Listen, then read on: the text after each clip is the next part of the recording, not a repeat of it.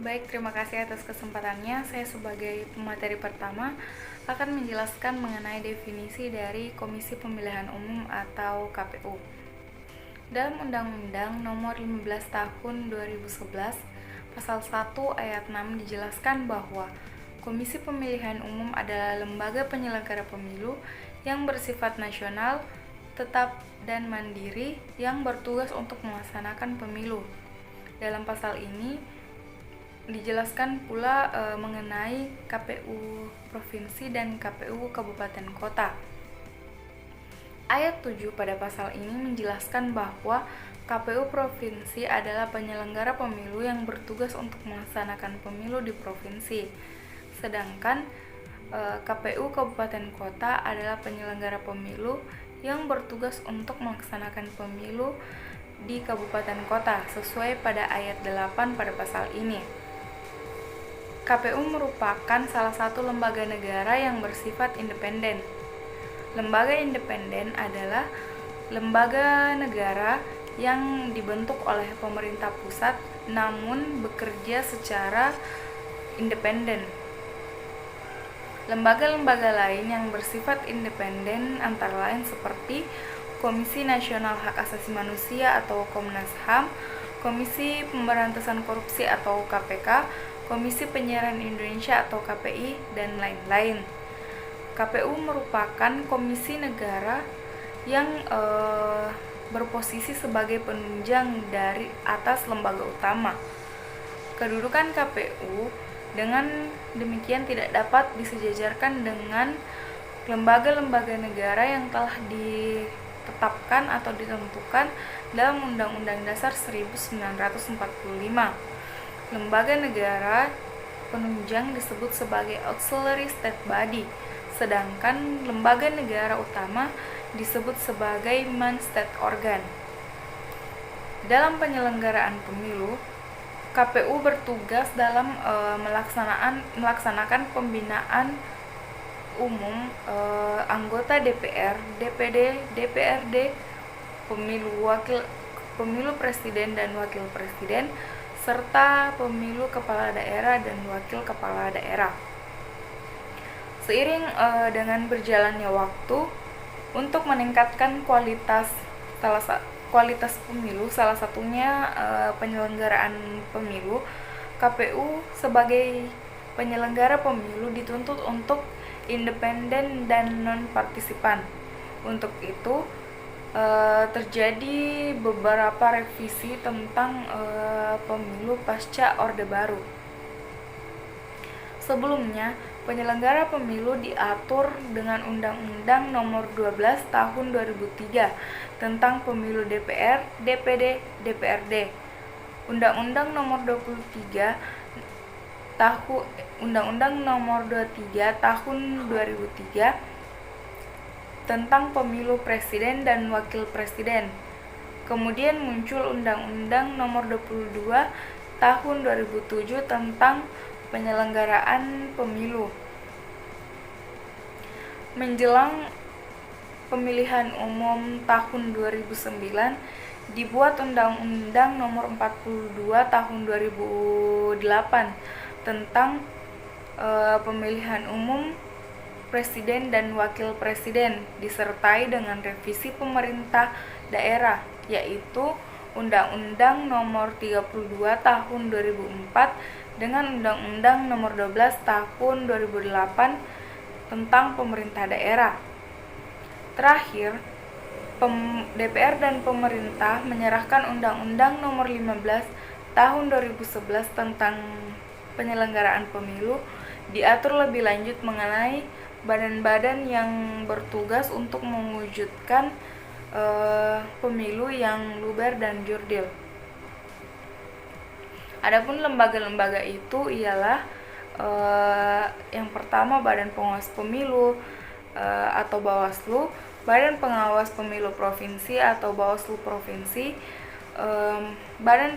Panitia Pengawas Pemilu Kabupaten Kota, Panitia Pengawas Pemilu Kecamatan, Panitia Pengawas Pemilu Lapangan, Pengawas Pemilu Lapangan, Pengawas Pemilu Luar Negeri, Dewan Kehormatan Penyelenggaraan Pemilu,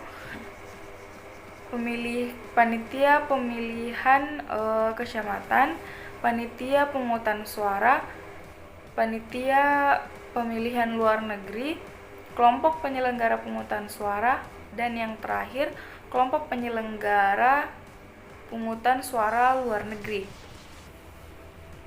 Baik, itulah materi yang sempat saya sampaikan. Materi selanjutnya akan dijelaskan oleh pemateri kedua. Selanjutnya membahas mengenai dinamika Komisi Pemilihan Umum. Indonesia sudah sejak awal kemerdekaan melaksanakan pemilihan umum, sehingga tak heran jika pada tahun 1946 sudah dibentuk suatu lembaga penyelenggara pemilu.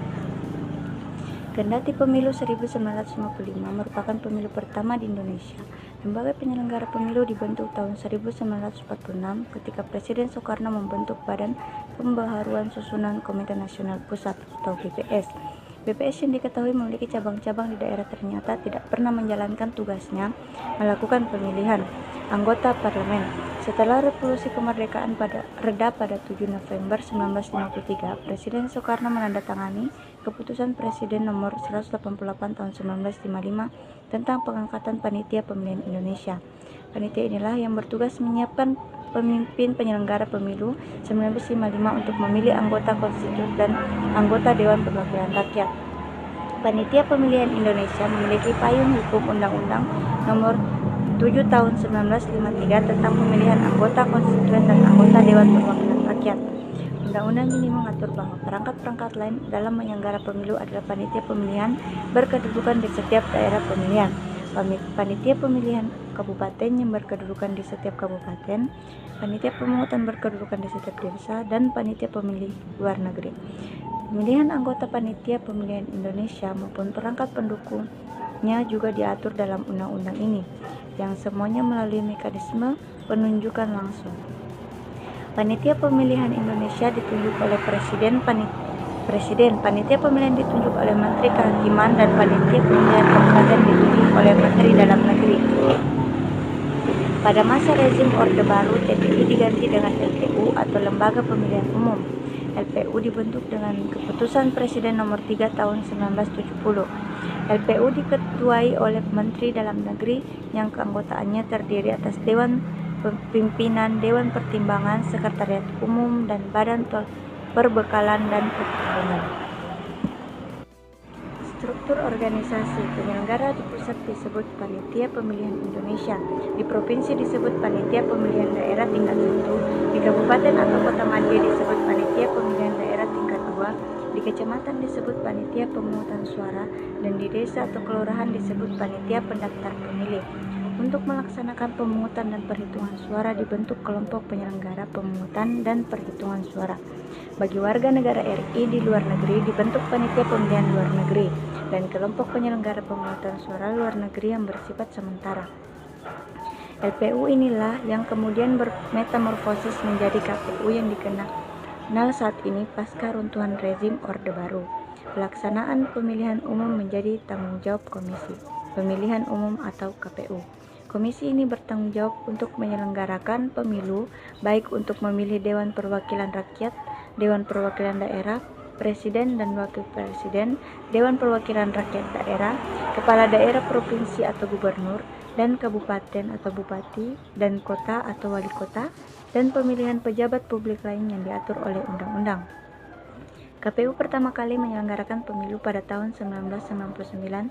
Saat itu KPU diisi oleh wakil-wakil pemerintah dan wakil-wakil peserta pemilu tahun 1999. Setelah pemilu 1999 usai, KPU pertama ini dirubah lagi untuk memenuhi tuntutan masyarakat yang menginginkan KPU lebih independen dan akuntabel.